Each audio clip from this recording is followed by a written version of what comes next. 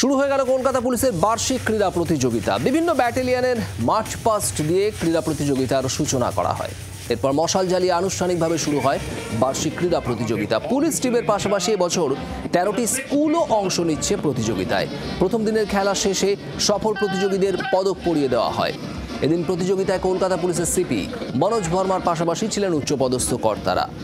1 ফেব্রুয়ারি পর্যন্ত চলবে এই প্রতিযোগিতা। আমাদের কলকাতা পুলিশের অ্যানুয়াল স্পোর্টস 2024-25 শুরু হয়েছে। এখানে আমাদের কলকাতা পুলিশ ছাড়াও 13টা স্কুলের বাচ্চারা ওরা পার্টিসিপেট করবেন। আমাদের জন্য ফিজিক্যাল ফিটনেস খুবই গুরুত্ব থাকে ফিজিক্যাল ফিটনেসে। অ্যান্ড সবাইকে আমি বলেছি শরীর চর্চার জন্য মানে নিজের বডিকে 1 ঘন্টা 1.5 ঘন্টা 2 ঘন্টা যদি দিতে পারেন তাহলে খুবই ভালো হবে। সেটা সকালে বিকালে যখন টাইম পাওয়া যায়। বাট ফিজিক্যাল ফিট যদি আমরা থাকি তাহলে আমাদের কাজে অনেকটাই সুবিধা হবে।